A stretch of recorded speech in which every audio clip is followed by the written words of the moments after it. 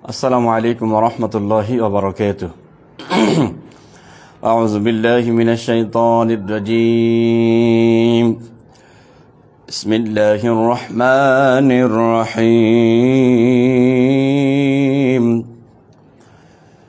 وإذ صرفنا إليك نفرا من الجن يستمعون القرآن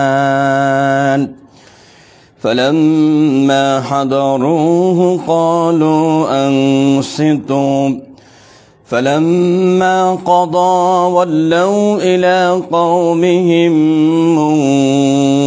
منذرين. قالوا يا قومنا إنا سمعنا كتابا أنزل من بعد موسى مصدقا لما بين يديه يهدي إلى الحق وإلى طريق مستقيم.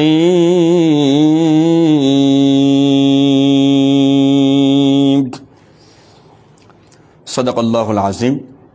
الحمد لله.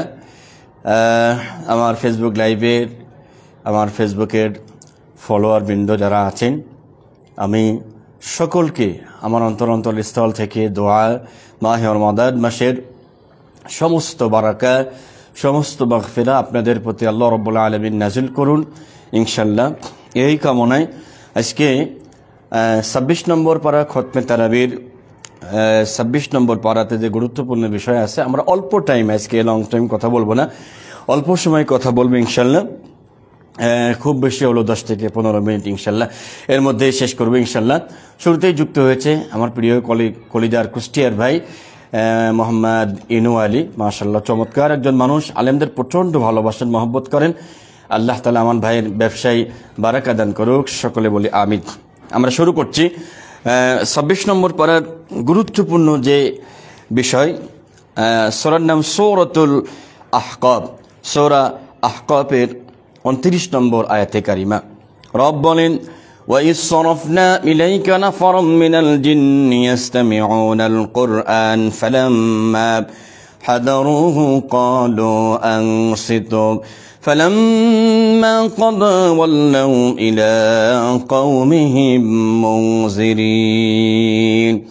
আল্লাহ পাক বলেন, ওয়া মানে এবং ইজ মানে যখন, সরফনা ইলাইকা নাফারাম মিনাল জিন্নি, একদল জিনকে আমি আপনার প্রতি আকৃষ্ট করে দিলাম।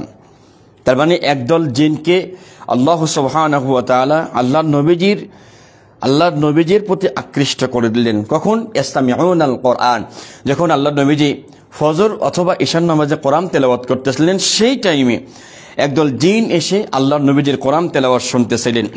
ফালাম্মা যখন হাদারুহু তারা উপস্থিত হলো, কলু এবং তারা বলল, আনসিতু তোমরা চুপ থাকো। মানে নবী সাল্লাল্লাহু আলাইহি সাল্লাম কোরআন তেলাওয়াত করতেছেন, এমন তো অবস্থায় কিছু জিন এসেছেন, জিনদের একটা দল এসেছেন। তো কোরআন তেলাওয়াত শোনার সময় যিনি জিনদের প্রধান থাকেন ওই গ্রুপের, তোমরা চুপ থাকো, তারা মনোযোগ সহকারে শুনলেন। ফালাম্মা যখন কদা তেলাওয়াত শেষ হলো, ওয়াল্লাহ তারা ফিরে গেল ইলা কওমিহিম মুনজিরিন, তার কওমের কাছে সতর্ককারী হিসাবে। এই আয়াতে কারিমা নাজিল হওয়ার যে প্রেক্ষাপট, আল্লাহর নবী সাল্লাল্লাহু আলাইহি সাল্লাম নবুয়তের 50তম বছরে যখন জুলুম, অত্যাচার, নির্যাতনের স্টিম রোলার এত বেশি পরিমাণ বেড়ে গিয়েছিল, আল্লাহর রাসূল সাল্লাল্লাহু আলাইহি সাল্লাম মক্কাতে আর টিকতে পারতেছিলেন না। আল্লাহর নবী সাল্লাল্লাহু আলাইহি সাল্লাম চিন্তা করলেন, মা হালিমাতুস সাদিয়া রাদিয়াল্লাহু তাআলা আনহা, তার বাসায় যে শৈশবে তিনি 4 থেকে 6টি বছর কাটিয়েছেন, এই 4 থেকে 6টি বছর আল্লাহর নবী যে তায়েফে কাটিয়েছেন হালিমাতুস সাদিয়ার কাছে, চিন্তা করলেন মক্কার মানুষ যেহেতু আমার দাওয়াত কবুল করতেছে না, আমি একটু তায়েফে চলে যাই।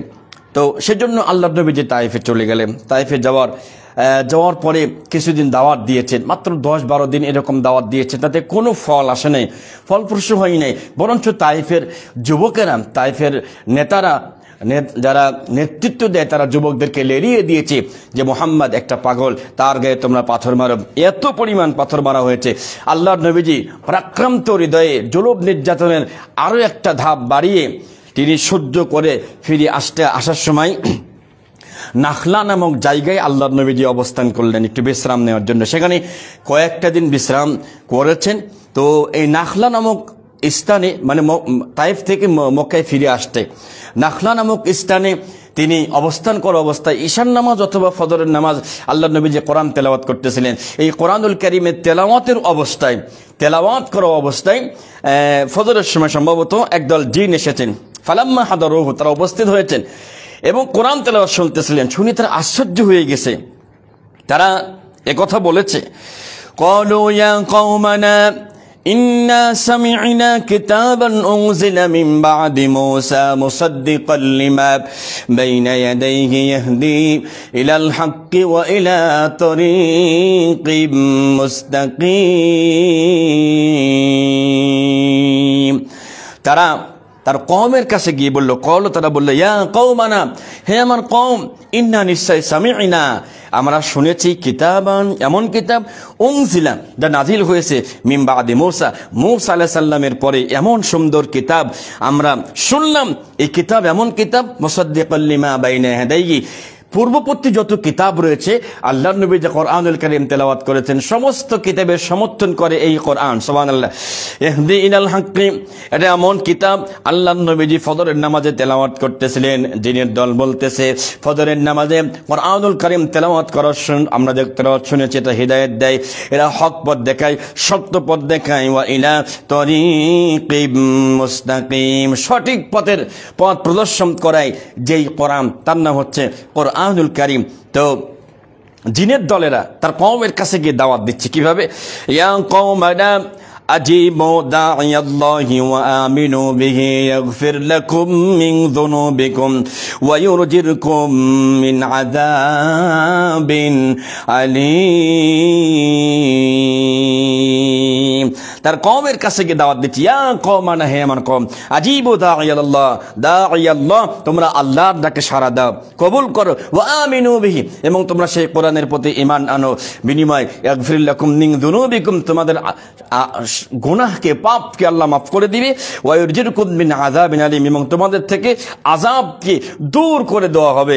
এই যে জিনেরা এমন একটা কাজ করলো, আল্লাহর নবীজির কোরআন তেলাওয়াত শুনে জিনরা ভক্ত হয়েছে। নবীজি কিন্তু জানতেন না। আল্লাহর হাবিবকে পরবর্তীতে জানানো হলো যে ও আমার প্রিয় হাবিব, আপনি কোরআন তেলাওয়াত করা অবস্থায় নাখলা নামক স্থানে একদল জিন এসে আপনার তেলাওয়াত শুনে তারা আপনার প্রচুর ভক্ত হয়ে গেছে। মক্কার মানুষগুলো আপনার বক্তব্য শুনতে চায় না, মক্কার মানুষগুলো আপনার কথা মানতে চায় না, এটা ঠিক, কিন্তু একদল জিন আপনার প্রতি অনেক বেশি ভক্ত হয়ে গেছে।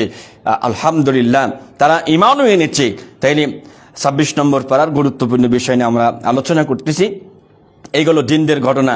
আল্লাহর নবী সাল্লাল্লাহু আলাইহি সাল্লাম নাখলাতে কয়েকদিন থাকার পরে সেখান থেকে আরেকটু আগাইলেন, মক্কার দিকে আরেকটু আগালেন। জায়গার নাম হচ্ছে হীরা নামক স্থানে এসে তিনি খুব চিন্তায় পড়ে গেলেন, পেরেশানিতে পড়ে গেলেন।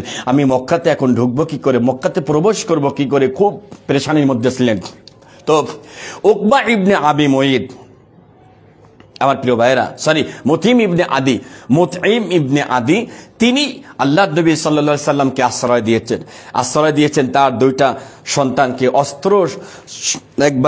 অস্ত্র দিয়ে তাকে একবারে রিসিভ করে মক্কাতুল মুকাররমার তাওয়াফ করিয়েছেন এবং তিনি বলে দিয়েছেন মক্কার কাফেরদেরকে বলেছেন যে মুহাম্মদ সাল্লাল্লাহু আলাইহি সাল্লাম তিনি আমার আশ্রয়ে এসেছেন এই মক্কাতে, খবরদার তাকে যেন কেউ কিছু না বলে। আল্লাহ নবীজি মক্কায় ঢুকে তাওয়াফ করলেন। তাওয়াফ করার পরে তার দুইটা সন্তান তাকে নিরাপত্তা সহ তার বাসায় পৌঁছিয়ে দিয়েছে। সুবহানাল্লাহ। বদরের যুদ্ধের পর যখন 70 জন কাফের বন্দী হওয়ার পরে আল্লাহ নবীজি একটা কথা বলেছিলেন, আজকে যদি মুতঈম ইবনে আদি বেঁচে থাকতো, আর মুতঈম ইবনে আদি আমাকে যদি বলতো, মুহাম্মদ আমি তোমাকে তায়েফ থেকে আসার পরে তুমি বিপদে পড়ছিলা, তুমি মক্কায় ঢুকতে পারতেছিলে না, তুমি আমার সহযোগিতায় তুমি মক্কায় ঢুকছিলা, তুমি আমার কথা একটু রাখো, তুমি বন্দীদের ছেড়ে দাও। নবীজি বললেন, আজকে মুতঈম ইবনে আদি বেঁচে থাকলে উনি যদি আমার কাছে সাহায্য চাইতো আর বলতো ছেড়ে দাও, আমি 70 জনকে বিনা কারণেই কোনো বিনিময় ছাড়াই আমি ছেড়ে দিতাম। সুবহানাল্লাহ। আচ্ছা, সূরা 26 নম্বর পারার গুরুত্বপূর্ণ আরেকটা আয়াতে কারিমা সূরা মুহাম্মদ আয়াত নম্বর 15 রব বলেন মাসালুল জান্নাতিল্লাতী বুইদাল মুত্তাকুনা ফিহা আনহারুম মিন মাইন গায়রি আসিন وأنهار من لبن لم يتغير طعمه وأنهار من خمر لذة للشاربين وأنهار من عسل مصفى ولهم فيها من كل الثمرات ومغفرة من ربهم كمن هو خالد في النار وسقوا ماء حميما فقطع أمعاءهم 26 নম্বর পারা সূরা মুহাম্মদ আয়াত নম্বর 15 খুবই গুরুত্বপূর্ণ আয়াতে কারিমা রব বলেন মাতালুল জান্নাতিল্লাতী ওয়াইদাল মুত্তাকুন আমি মুত্তাকি বান্দার জন্য জান্নাতের জন্য আমি আল্লাহ ওয়াদা রেখেছি তারা সেখানে ঢোকার পরে ফিহা আনহারুম মিন মাইন গায়রি আসিন একবারে নির্মল বিশুদ্ধ পানি পান করার জন্য তাদের পানি রয়েছে এরপরে রয়েছে ওয়ানহারুম মিন লাবানিন লাম ইয়াতাগায়্যার তা'মু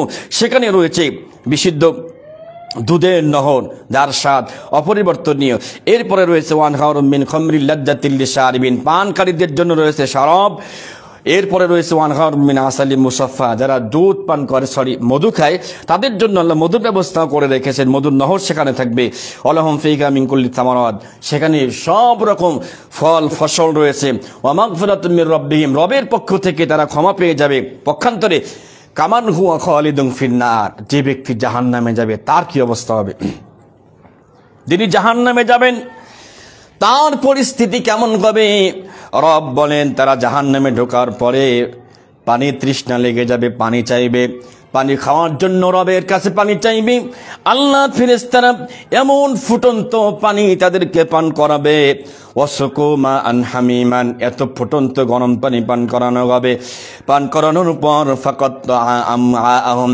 তাদের পেটের মধ্যে যে নাড়ি ভরি আছে সমস্ত নাড়ি বলি সব কেটে টুকরা টুকরা হয়ে পায়খানার দাঁত দিয়ে বের হয়ে যাবে চিন্তা করছেন একটু ভাবেন এমন পানি পান করানো হবে জাহান্নামীদেরকে পেটের নাড়ি এই পানি পান করানোর পরে এরকম ঘুরতে থাকবে পেটের ভিতরে এরপরে কেটে টুকরা টুকরা হয়ে পায়খানার রাস্তা দিয়ে জাহান্নামীদের নাড়ি ভুড়িগুলো বের হয়ে যাবে আপনি চিন্তা করেন এমতো অবস্থায় এই মানুষগুলো মহান রবের কাছে একদিন আশ্রয় চাইবে আল্লাহর কাছে বলবে রব্বানা আখরিজনা মিনহা ফাইন উদনা ফাইন্না যালিমুন ও রব আপনি আমাদেরকে জাহান্নাম থেকে বের করে দেন আমরা কোনোদিন আর জুলুম করব না অত্যাচার করব না নির্যাতন করব না মানুষকে মিথ্যা মামলা দিয়ে মিথ্যা সাক্ষী দিয়ে ফাঁসায়া দেব না রব আপনি বাঁচায় দেন যদি আমরা দুনিয়াতে যাওয়ার পরে আবার যদি অন্যায় করি তাহলে আমরা আবার আমরা জালিম হয়ে যাব আল্লাহ পাক এই বক্তব্য জাহান্নামীরা দেওয়ার পরে টানা 40টা বছর পার হওয়ার পরে ক্বালাকসাউ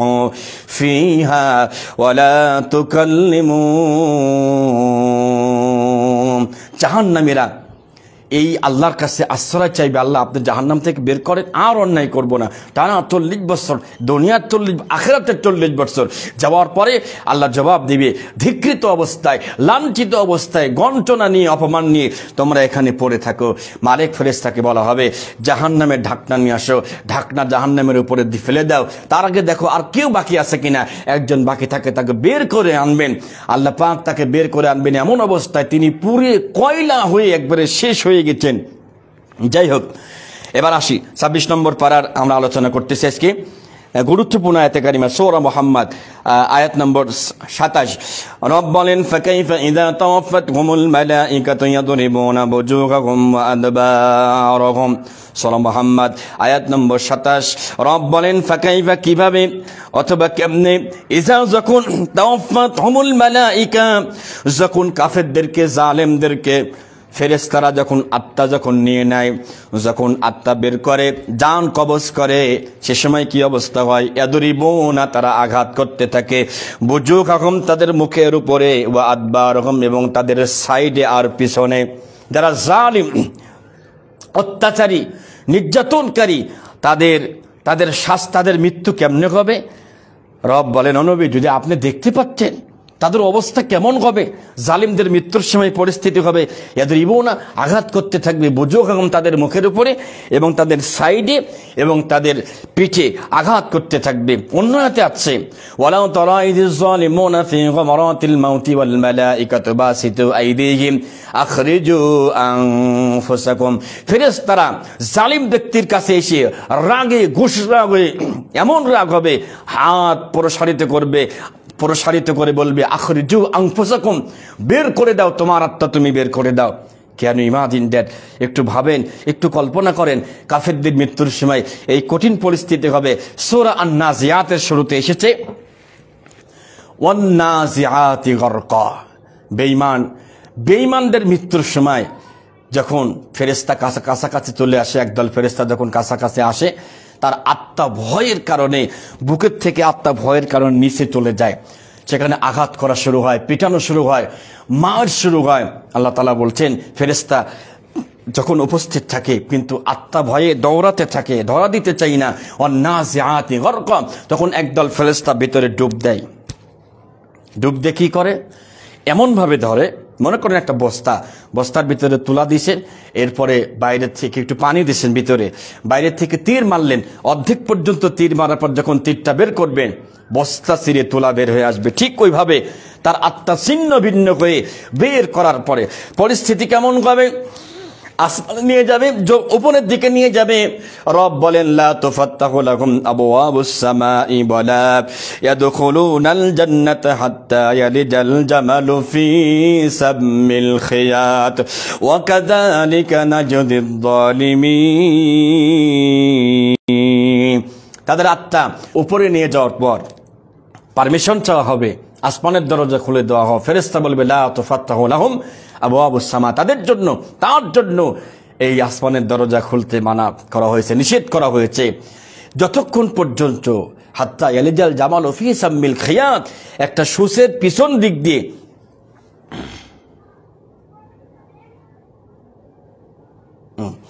আচ্ছা সূচের পিছন দিক দিয়ে কখনো ঢুকতে পারবে? No, impossible, it doesn't better.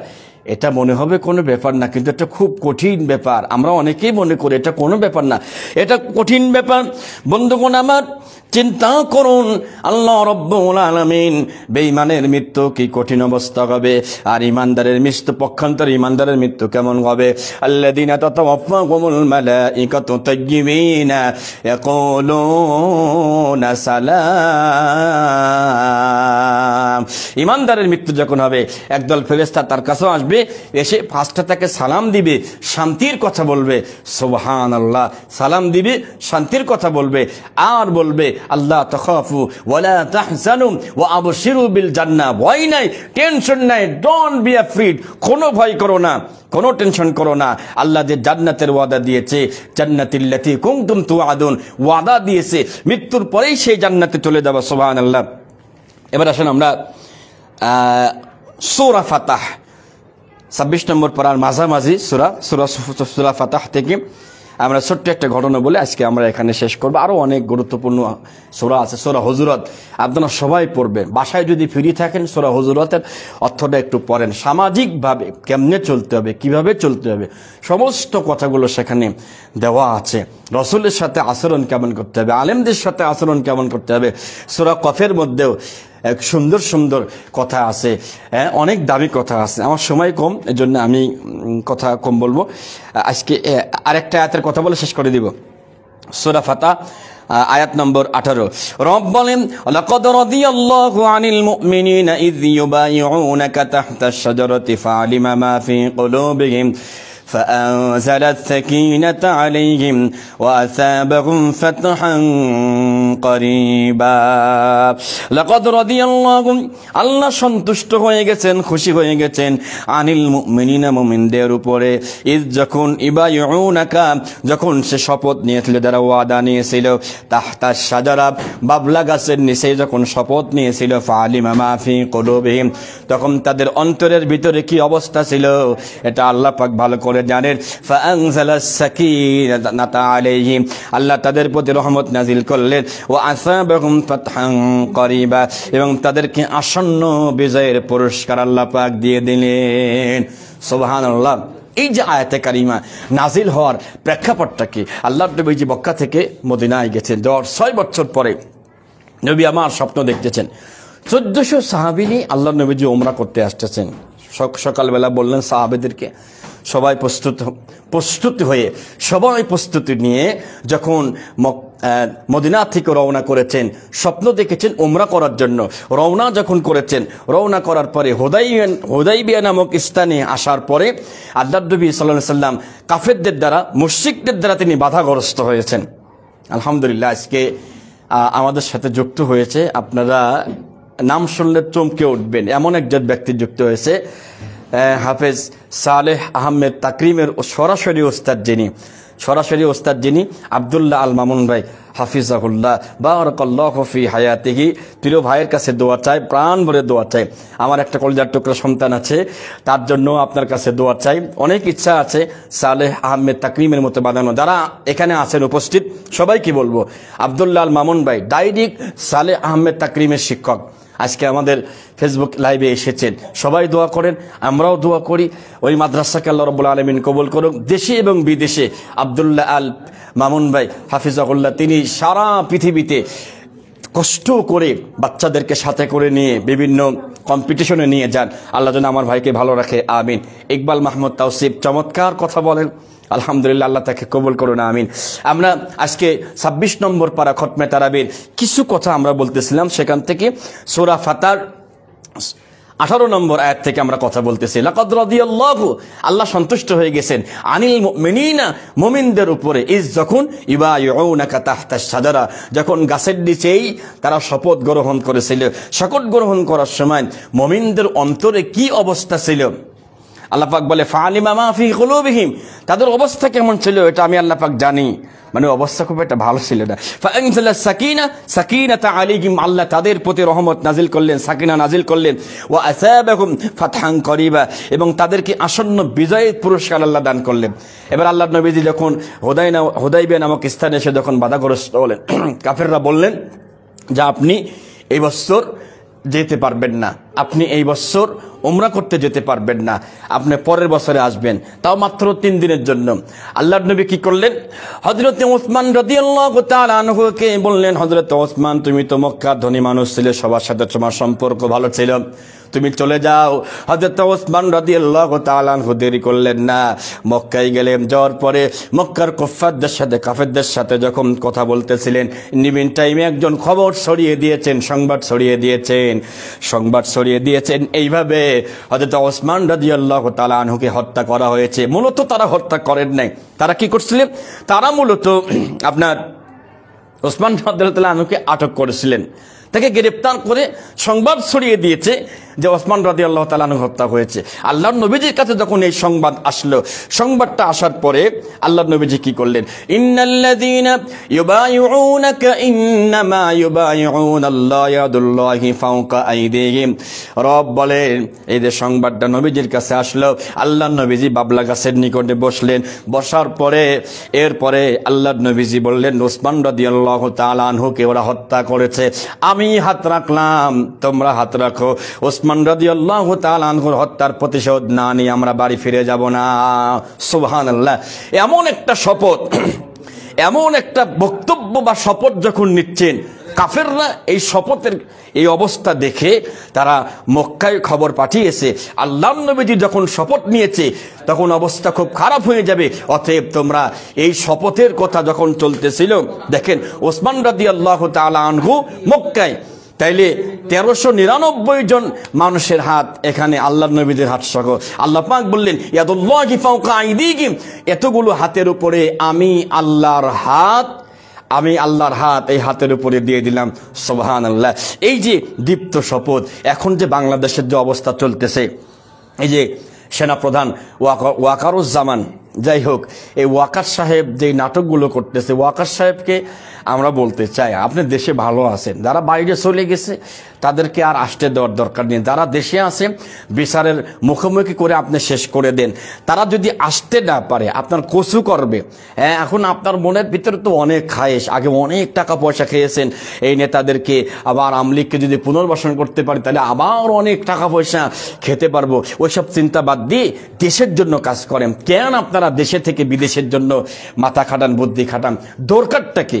দেশের মানুষের প্রতি মহব্বত ভালোবাসা আপনাদের কাজ করে না নাকি? যাই হোক, অনেক কথাই বললাম। শেষ পর্যন্ত যখন সন্ধি হচ্ছিল যে এবছর আপনি ফিরে যাবেন, আগামী বছর মাত্র 3 দিনের জন্য আসতে পারবেন, খোলা তরবারি নিয়ে আসতে পারবেন না, মানে কোষবদ্ধ তরবারি নিয়ে আসবেন। মক্কা থেকে যদি কেউ মদিনায় চলে যায় তাকে অবশ্যই ফেরাতে হবে, মদিনার থেকে যদি কেউ মক্কায় চলে আসে তাকে ফেরত দেওয়া যাবে না। এই যে কঠিন সত্যগুলো যখন শুরু হয়েছে তখন আল্লাহ নবীজি মেনে নিয়েছেন। আলী রাদিয়াল্লাহু তাআলা আনহুকে সন্ধির শেষের দিকে বললেন যে আলী তুমি একটু স্বাক্ষর করো, স্বাক্ষর করে দাও। দেখেন মজার ব্যাপার, স্বাক্ষর করার আগে নামটা লেখা ছিল লা ইলাহা ইল্লাল্লাহু মুহাম্মাদুর রাসূলুল্লাহ সাল্লাল্লাহু আলাইহি সাল্লাম। তো কাফেররা বলতেছে আমরা তো মুহাম্মদ মানি, রাসূলুল্লাহ তো আমরা মানি না, নাউযুবিল্লাহ। অতএব রাসূলুল্লাহ কেটে দাও, তাছাড়া আমরা এই সন্ধি মানব না। আলীকে বললেন আলী তুমি এই সন্ধি তুমি রাসূলুল্লাহ কেটে দাও। আলী রাদিয়াল্লাহু তাআলা আনহু বললেন ইয়া রাসূলুল্লাহ, জীবনে অনেক কথা শুনেছি কিন্তু এই কাজটা আমি করতে পারবো না, আপনার নামে মুহাম্মাদুর রাসূলুল্লাহ থেকে রাসূলুল্লাহ কেটে দেব, এত বড় বিয়াদব আমি আলী নই। কেউ রাজি হলেন না। আল্লাহর নবী শেষে নামটা কেটে দিয়েছেন হযরতে ওমর রাদিয়াল্লাহু তাআলা আনহু। কত রাগী মানুষ, কেন ইমাজিন দ্যাট, আপনি একটু ভাবেন, কল্পনা করেন। আবু বকরকে ফাঁকে ডেকে নিয়ে বলতেছে আবু বকর রসুল কি আল্লাহ কি সত্য না? হ্যাঁ। ইসলাম কি সত্য না? হ্যাঁ। নবী কি সত্য না? হ্যাঁ। তো তাই যদি হয় তাহলে এই কাফেরদের কাছে আমরা নতজানু হচ্ছি কেন? মানে উনি খুব অস্থির হয়ে গেছেন যে এই কোরবানির পশু নিয়ে আসছেন, কোরবানি তিনি এগুলো জবাই করে ফেলেছেন। তো যাই হোক, হযরত আবু বকরের মনে এত রাগ, এত ক্ষোভ তৈরি হলো, আর সহ্য করতে পারতেছে না, তিনি কাঁপতেছেন। এই কাফেরদের কাছে কেন মাথা নত করতে হবে? কিন্তু আল্লাহ রসুল তো জানেন এটা মেনে নেওয়ার কারণেই যখন সবাই ফিরে চলে যাচ্ছে, সবাই ফিরে চলে যাওয়ার কিছুক্ষণ পরেই আল্লাহ নবীজি উটের উপরে আছেন। উটের উপরে থাকা অবস্থায় ইন্না ফাতাহনা লাকা ফাতহাম মুবিনা সূরা ফাতহা একসাথে নাজিল হলো, আর সবাইকে ডাক দিয়ে বলা হলো শোনো, আমরা যে হুদাইবিয়া সন্ধি করেছি এই হুদাইবিয়ার সন্ধির থেকেই মূলত মক্কা বিজয়টা আসবে। সুবহানাল্লাহ। যারা যুক্ত ছিলেন সকলকে ধন্যবাদ জানাই, সকলের কাছে দোয়া আছে। আমি আরো কথা ছিল সূরা হুজুরাত থেকে দামি দামি কথা ছিল, বলতে পারতেন না, সময় কম। নাফিদ হাসান জিয়ারকি থেকে, ভাইয়া কেমন আছে, কি অবস্থা? মুজাহিদ রহমান ভাইয়া কেমন আছেন? খায়রুল বাশার ভাইয়া কেমন আছেন, কি অবস্থা? আপনার শরীরটা কেমন আছে? জহুরুল ইসলাম ভাইয়া আলহামদুলিল্লাহ, আলহামদুলিল্লাহ। তার একটা চ্যানেল আছে, দুইটা চ্যানেল আছে, ভাইরাল ওয়াজ টিভি, মাশাআল্লাহ চমৎকার মানুষ। আল্লাহ তাআলা আমার ভাইকে কবুল করুন। তানবীর ভাই কেমন আছেন, কি অবস্থা, কোথায় আছেন? হামিম টিভি আছে সম্ভবত বাগেরহাট না? ভাই কেমন আছেন, কি অবস্থা, কোথায় আছেন? দোয়া করছি আব্দুল্লাহ মামুন ভাইয়ের কাছে আমি দোয়া চাচ্ছি, কোনো একদিন আপনার প্রতিষ্ঠানে ইনশাল্লাহ আসবো, ইনশাল্লাহ যদি আল্লাহ বাসায় রাখে হায়াতে ইনশাল্লাহ। লুৎফর রহমান স্যার কেমন আছেন, কি অবস্থা? এমডি আসাদুজ্জামান সৌরভ, আসাদ ভাই কেমন আছো, কি অবস্থা? Maulana Shamsul Arefin, king of Satkhira, and he is a big Islamic scholar in the world, in this country। চমৎকার কথা বলেন শামসুল ভাই, চমৎকার তার কণ্ঠ। আমরা দোয়া চাই, দোয়া করি। জুনায়েদ খান ভাইয়া কেমন আছেন? আবু হুরায়রা ভাইয়া কেমন আছেন, কি অবস্থা? সৌদি আরব থেকে, মাশাআল্লাহ আলহামদুলিল্লাহ, আল্লাহ আপনার হায়াতে বারাকা দান করুক। মাহমুদ হাসান আমার ফ্রেন্ড, দোস্ত কেমন আছে, কি অবস্থা? আব্দুল্লাহ আল আসিফ কুষ্টিয়া থেকে, ভাই কেমন আছেন, কি অবস্থা? গাজী আব্দুল্লাহ আল মামুন সাতক্ষীরা, সম্ভবত সাতক্ষীরা, চমৎকার কথা বলে থাকেন, ভাই কেমন আছেন, কি অবস্থা? এমডি মুকাদ্দেস হোসেন মাশাআল্লাহ, ভাই কেমন আছেন, কি অবস্থা? দোয়া চাই। আমাদের সাথে যুক্ত আছেন শামসুল হক রুবেল কুষ্টিয়া, ভাই কেমন আছেন, কি অবস্থা? এইচ.এম. আবিদুর রহমান ভাতিজা, কি অবস্থা, কেমন আছো? নাফিজ হাসান জি, বাকি যে কয়েকটা আছে আশা করি প্রতিদিন লাইভ করবে ইনশাল্লাহ।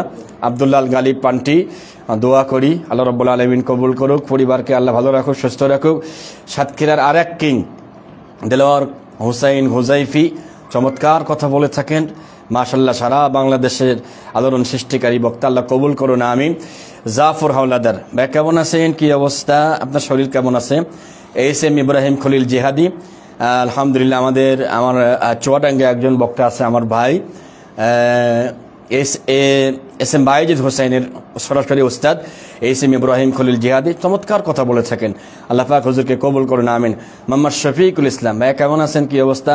শাহ হাবিবুর রহমান আলহামদুলিল্লাহ চমৎকার একজন মানুষ, সংগঠনের জন্য নিবেদিত প্রাণ আমার ভাই, আল্লাহ তুমি কবুল করো, দিন দাওয়াতের জন্য কবুল করো। মুফতি আমিন হামদা, হাফেজ নাইমুল ইসলাম আলহামদুলিল্লাহ ফরিদপুরের আরেক গর্ব, চমৎকার কথা বলে থাকেন, টাঙ্গাইলে অবস্থান করতেছেন এবং ঢাকাতে চমৎকার একজন মানুষ, চমৎকার আলোচনা, আল্লাহ তুমি নাইমুলকে দিনের জন্য ইসলামের জন্য কবুল করো আমিন। আবু রায়হান সিদ্দিকী ভাই কেমন আছেন? হাফেজ মাওলানা মোহাম্মদ নুরুল্লাহ বরিশালের কিং, আল্লাহ তুমি আমার ভাইকে কবুল করো, বারাকা দাও, হায়াত দাও, সহ যারা আজকে যুক্ত ছিলেন। এরপরে ইব্রাহিম ভাই ভোলা থেকে যুক্ত হয়েছেন, আমার নাতি আলহামদুলিল্লাহ। মুফতি আবু তাহের সাহেব মাশাআল্লাহ ভাই কেমন আছেন, কি অবস্থা? আজকে শেষ করে দেব।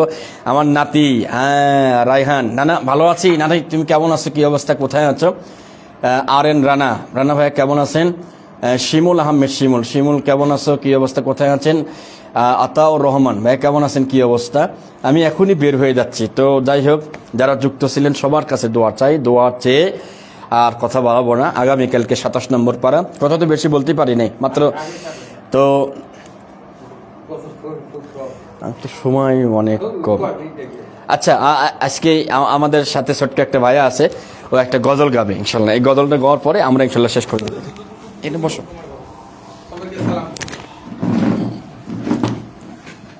সালাম দিয়ে শুরু করো। হ্যাঁ, আমাদের ছোট ভাই একটা গজল গাবে, একটু অপেক্ষা করেন ইনশাল্লাহ, দেখেন আপনারা। আসসালামু আলাইকুম ওয়া রাহমাতুল্লাহি ওয়া বারাকাতুহু। আমার নাম মোহাম্মদ মেহেদি হাসান রুহান। আমি একটি গজল গাবো, গজলের নাম বাবা তুমি কেমন আছো। বাবা তুমি কেমন আছো ছোট্ট মাটির ঘরে, তোমার কথারই দহি মাঝে পড়ছে বারে বারে। বাবা তুমি কেমন আছো ছোট্ট মাটির ঘরে, তোমার কথারই দহি মাঝে পড়ছে বারে বারে। বাবা গো বাবা, বাবা গো বাবা, বাবা গো বাবা, বাবা গো বাবা। কত আদর কত স্নেহ তোমার কাছে পেলাম, সব কিছু হারিয়ে আজকে নিঃস্ব হয়ে গেলাম। ভালোবাসি তোমায় বাবা, বুকটা জাগাইছি রে, তোমার কথা হৃদয় মাঝে পড়ছে বারে বারে। বাবা গো বাবা, বাবা গো বাবা, বাবা গো বাবা, বাবা গো বাবা। তোমার মতো আপন কেহ পাইতো নি আর খুঁজে, তাই তো আজি ঘুমের ঘরে অশ্রুতে যাই ভিজে। ভালোবাসি তোমায় বাবা, বুকটা জেগাইছি রে, তোমার কথা হৃদয় মাঝে পড়ছে বারে বারে। বাবা গো বাবা, বাবা গো বাবা, বাবা গো বাবা, বাবা গো বাবা, বাবা তুমি কেমন আছো ছোট্ট মাটির ঘরে, তোমার কথা হৃদয় মাঝে পড়ছে বারে বারে। বাবা গো বাবা, বাবা গো বাবা, মাশাআল্লাহ। বাবা গো বাবা, বাবা গো ও বাবা। আসসালামু আলাইকুম। ওয়ালাইকুম আসসালাম। মাশাআল্লাহ, মারহাবা। ওঠো, চমৎকার, আলহামদুলিল্লাহ, চমৎকার চমৎকার কণ্ঠ, আলহামদুলিল্লাহ। মাহমুদুর রহমান ভাইয়া কেমন আছেন? মাওলানা মোহাম্মদ হাবিবুল্লাহ মিসবাহ ভাইয়া কেমন আছেন? কি অবস্থা? বগুড়া সম্ভবত নজরুল ইসলাম বুলবুল ভাইয়া কেমন আছেন? এমডি সিরাজ ভাইয়া ভালো আছেন ভাইয়া? আলী হোসেন বিন ইকরাম ভাইয়া কেমন আছেন? কি অবস্থা? আনোয়ারুল ইসলাম ভাইয়া ভালো আছেন? মাওলানা রবিউল ইসলাম চমৎকার কথা বলেন। মাওলানা মুহিবুল্লাহ, অনেকেই যুক্ত হয়েছেন। মাওলানা জাহাঙ্গীর আলম, অনেকেই। আমি আসলে সময় কম, বের হয়ে যাচ্ছি। আগামীকাল কথা হবে ইনশাল্লাহ। আসসালামু আলাইকুম ওয়া রাহমাতুল্লাহ।